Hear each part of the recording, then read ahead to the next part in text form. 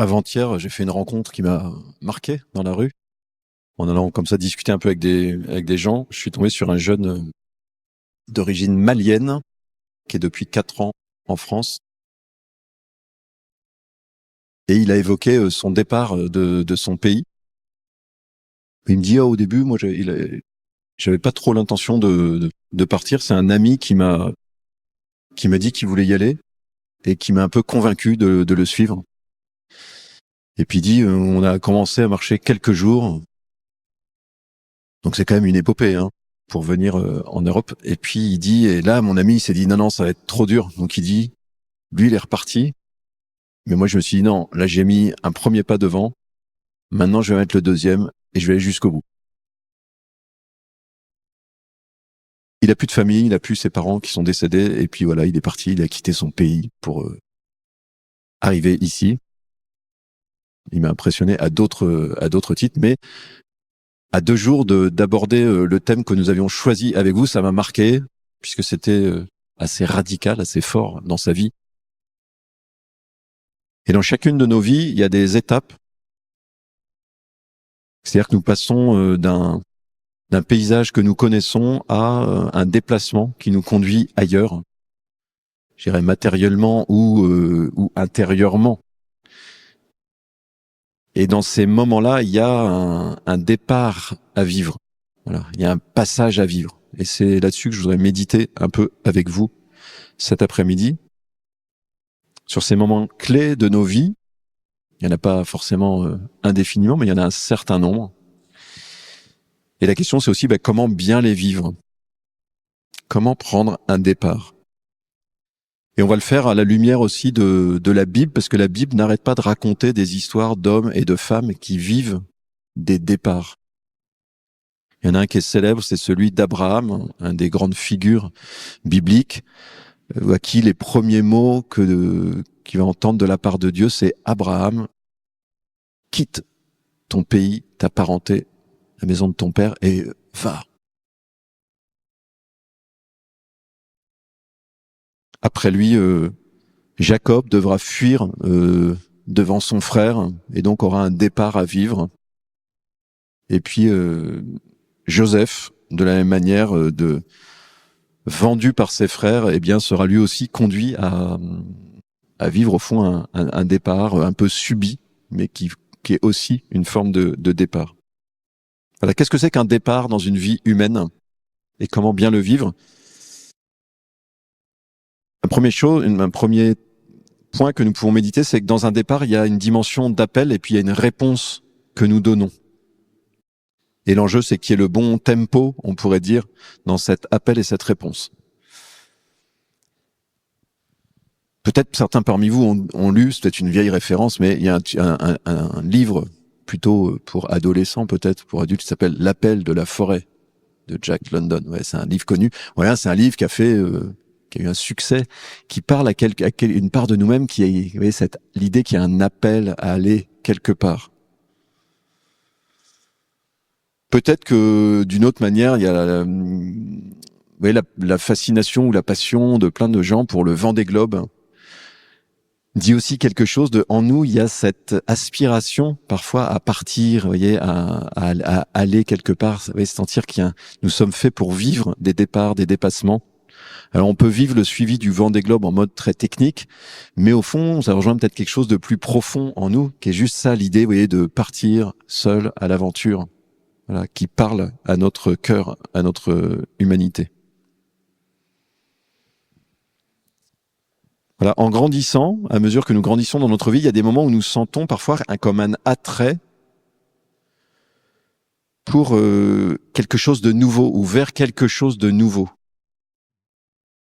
Nous nous sentons, vous voyez, intérieurement poussés à bouger ou bien à entreprendre quelque chose pour aller pour vivre un déplacement.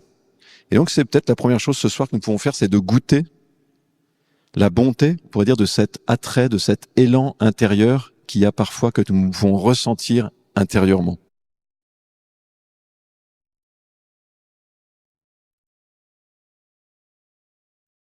Parfois cet appel il est un peu net, mais le plus souvent c'est quelque chose qui est un peu confus ou un peu mélangé et qui réclame un certain discernement.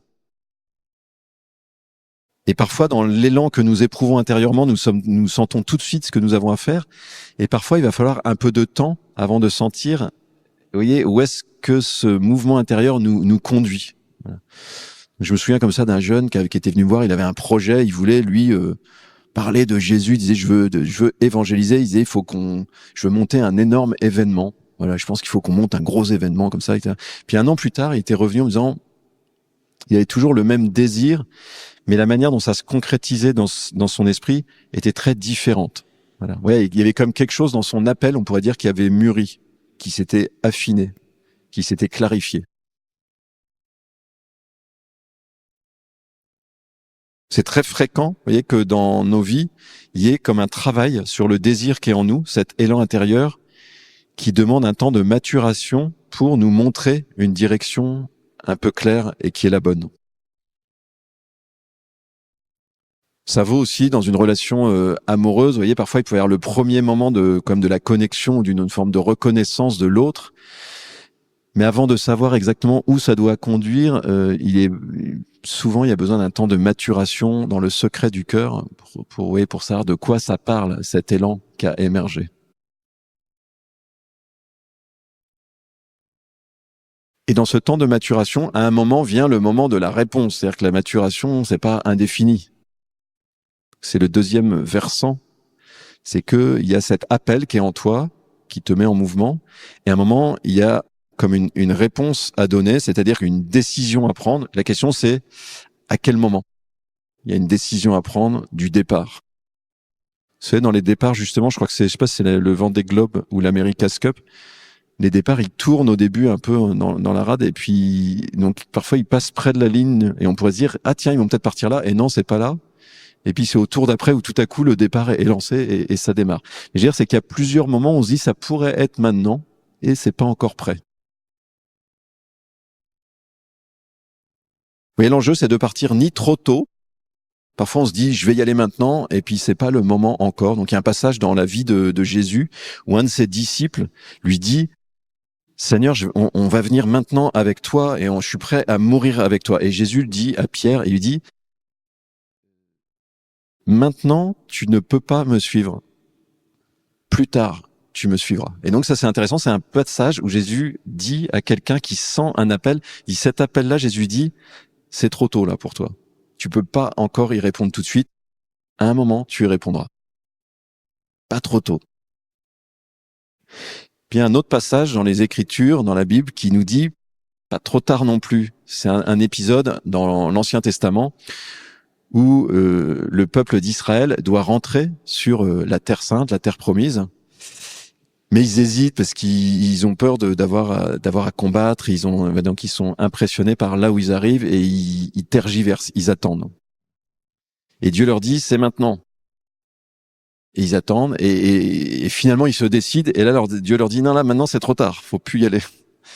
Ils y vont quand même et c'est la déroute. Donc là, ce passage nous suggère que parfois aussi il y a une fenêtre de tir dans un départ et que quand c'est le moment d'y aller, il faut y aller.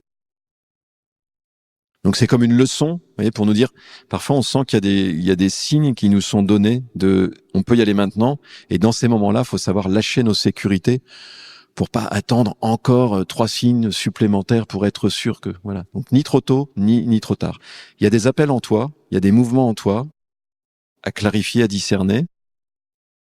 Donc pas bouger trop tôt, pas bouger trop tard.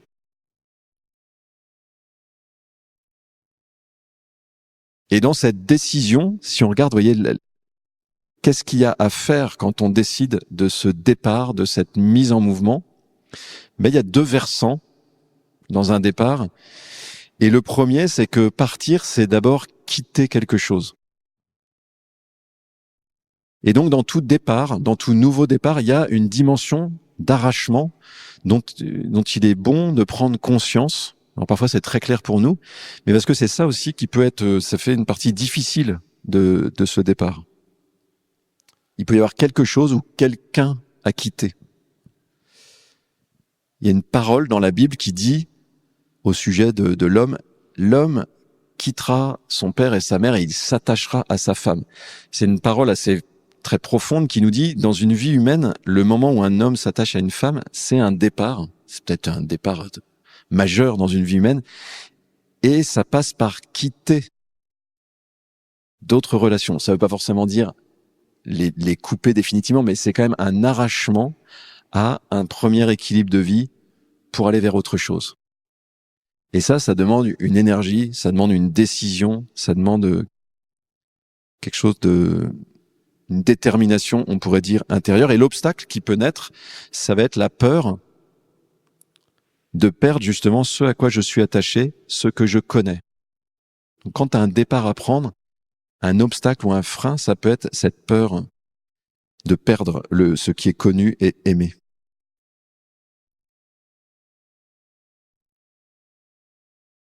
On le voit aussi dans la relation à Jésus, dans la vie spirituelle, c'est quelque chose qui peut vraiment se produire. Il y a une rencontre entre un jeune homme qui vient voir Jésus et qui a envie de le suivre. Donc il a cet élan intérieur, il vient voir, il déclenche, il dit à Jésus qu'il veut le suivre. En tout cas, il a ce désir. Et Jésus l'invite à se détacher de ses biens matériels. Et pour ce jeune homme, ce jour-là, il n'est pas prêt à ça. Voilà. Rien que la présence de Jésus et le passage de Jésus aussi dans une vie humaine peut venir mettre en lumière des attachements qui sont difficiles. Vous voyez, difficile de quitter des attachements pour donner plus de poids à une relation nouvelle dans la vie. Ça, c'est un passage de la Bible, mais moi, je l'ai déjà rencontré, un couple d'une 60aine d'années qui était venu témoigner dans un groupe comme ça, et ils nous disaient, eux, ils avaient senti un appel à aller se mettre au service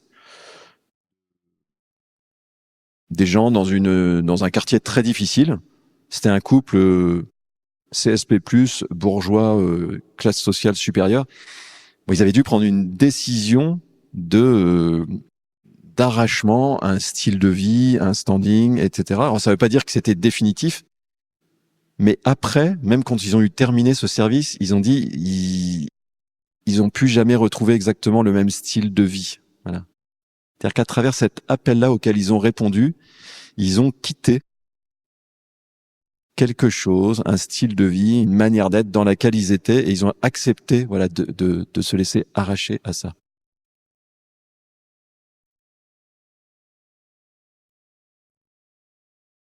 Voilà, l'arrachement, c'est pas un but en soi, mais il fait partie de ce mouvement auquel nous avons à consentir pour atteindre le but. Et ça, c'est le deuxième versant, c'est-à-dire que ce départ, partir, c'est quitter, et puis c'est aller vers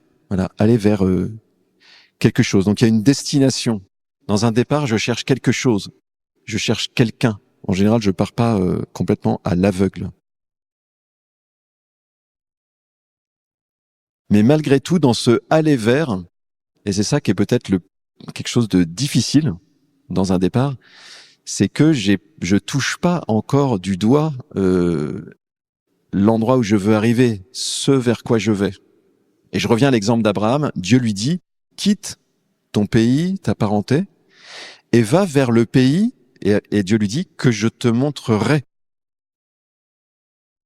Et donc, au moment où Abraham doit décoller, quitter quelque chose, il touche pas encore du doigt l'étape d'après. Ça me fait penser à une maîtrise, une discipline sportive que je ne maîtrise pas particulièrement, qui est le trapèze. Je sais pas si vous avez déjà vu des trapézistes. Mais moi, je serais capable de faire du trapèze si je mettais le doigt sur le trapèze 2 pour lâcher le trapèze 1. Mais c'est pas ça la discipline du trapèze, c'est que pour attraper le deuxième, tu lâches le premier et il y a un moment où tu es dans le vide. Voilà. C'est une métaphore de ce que c'est que de vivre un départ. Quitte et va vers ce que je te montrerai. Je sais qu'il y a quelque chose, j'ai un élan, j'ai pressenti, mais je touche pas encore. Et donc, dans un départ, il y a comme un point un peu aveugle qu'il faut identifier parce que ça peut être un deuxième obstacle. Vous voyez, le premier, c'est, je veux pas quitter ce que je connais. Et le deuxième, c'est, je vais vers quoi, là? je veux bien y aller, mais je veux d'abord toucher. Et en fait, ça marche pas comme ça.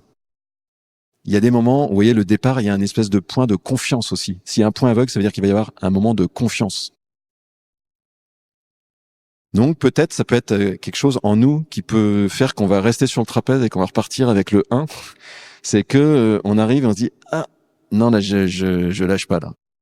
Ou en tout cas, pas maintenant. Nous aimerions souvent des départs sécurisés, hein, ISO 9007, où on sait que tout va bien se passer. Voilà. Aussi parce que nous vivons un peu dans un monde avec une mentalité qui s'installe beaucoup de risque zéro. Donc c'est bien de prendre conscience aussi de ça. C'est que un peu moins les plus anciens parmi nous, un peu plus à partir de mon âge et en dessous, nous avons grandi globalement dans de l'ambiance risque zéro. Et donc ça nous fragilise un peu dans la capacité à lâcher le trapèze et à se dire, ok, je vais avoir un moment dans le vide. Confiance. Confiance. Si t'as l'élan en toi, si t'as discerné, tu sens que c'est le moment, prends une décision et fais confiance, quoi. Fais-toi confiance.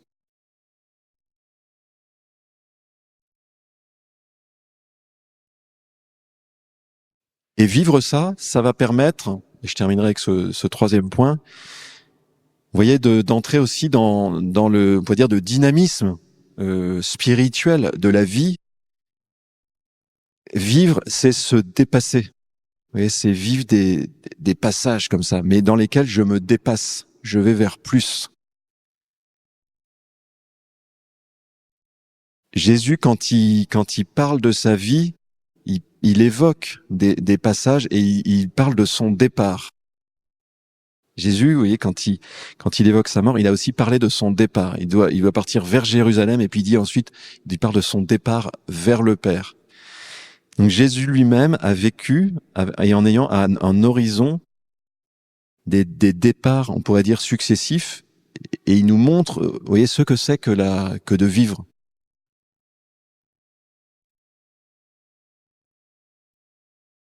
Lorsqu'il décide, par exemple, de partir vers Jérusalem, il sait qu'il enclenche vraiment quelque chose qui fait que sa vie ne sera plus la même. Que la manière dont il a vécu jusque-là, il enclenche quelque chose de neuf. Il pourra pas revenir en arrière. Voilà. J'ai un souvenir comme ça où j'avais marché une fois c'est sur un chemin de randonnée et à un moment il y avait un point de passage quasiment entre les Alpes du Nord et les Alpes du Sud. Et on tournait autour d'un caillou comme ça tout à coup, je me retourne et je me dis, tiens, le paysage qui est là derrière, je vais plus le voir, ce paysage-là. J'arrive vers des nouveaux paysages. Et vous jetez un dernier coup d'œil et vous consentez à dire, OK, ça, je verrai peut-être plus jamais ça. Et je vais pour la suite. Il y a des choses dans notre vie, on n'aura plus jamais. Vous voyez, l'insouciance de l'enfance, pour ceux qui ont eu la chance de vivre l'insouciance de l'enfance, il y a un moment dans la vie, faut arrêter de rêver d'être dans l'insouciance. Non, ça arrivera plus. Mais il n'y a pas de problème avec ça. Bienvenue dans le monde adulte. Vous voyez, il y a des passages comme ça que nous avons envie de vous dire, consentir à ce que quelque chose que j'ai connu, je vais passer à complètement autre chose. Quelque chose que je n'aurai plus.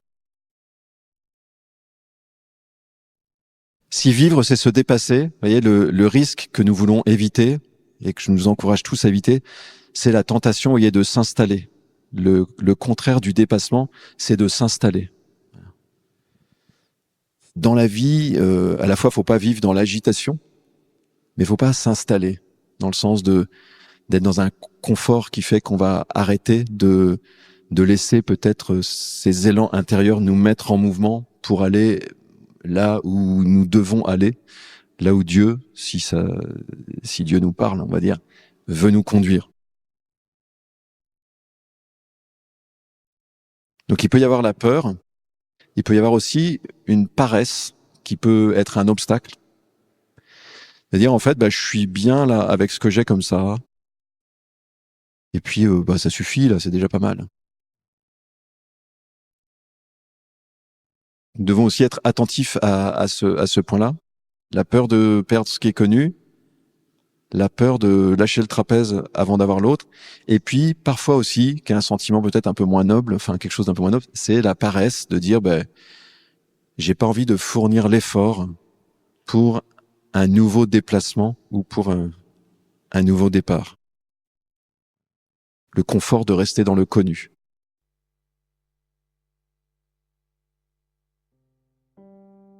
Nous pouvons terminer en méditant intérieurement quelques instants. Si ça vous aide, vous pouvez fermer les yeux.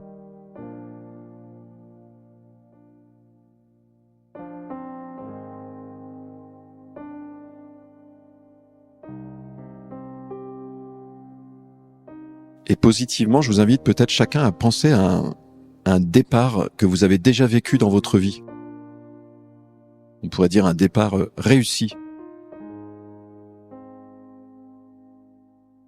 Le moment où vous avez su suivre un élan intérieur, un appel intérieur et y répondre.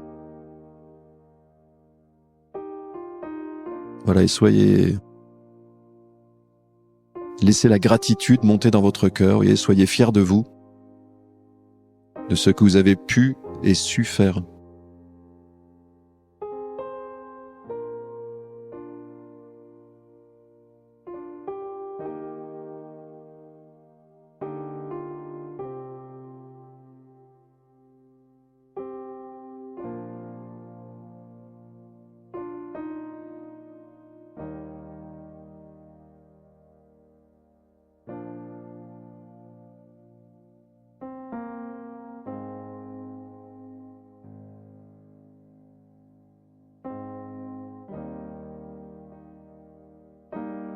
Et puis nous pouvons chacun, peut-être si nous sommes venus cet après-midi, c'est que le sujet nous parlait, et nous dire au fond, c'est quoi l'élan ou l'appel intérieur que je ressens en ce moment, dans ma vie? Dans quelle direction je sens un appel à vivre un dépassement, un déplacement?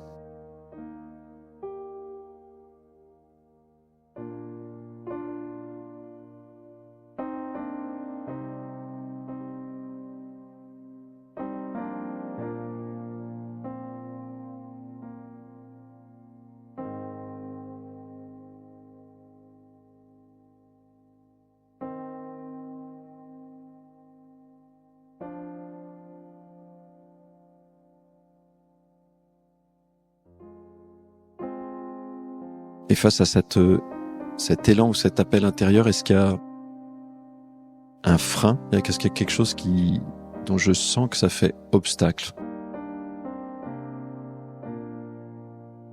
Est-ce que j'ai peur de perdre quelque chose? Est-ce que j'ai peur d'être dans un passage dans le vide?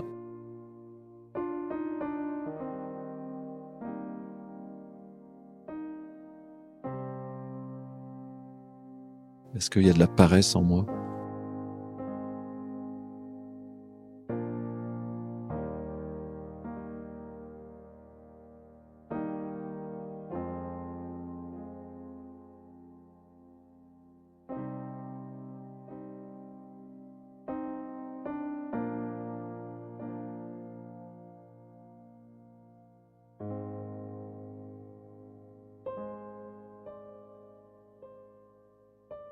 En fonction de ce que vous discernez chacun comme obstacle, je vous invite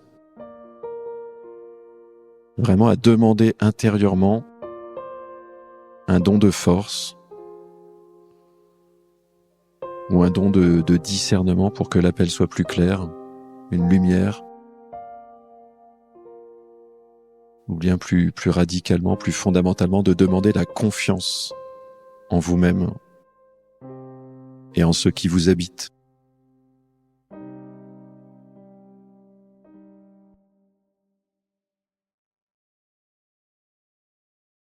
Il y a forcément une personne autour de vous à qui ce podcast peut faire du bien. Prenez 15 secondes maintenant pour lui partager l'épisode. Et abonnez-vous.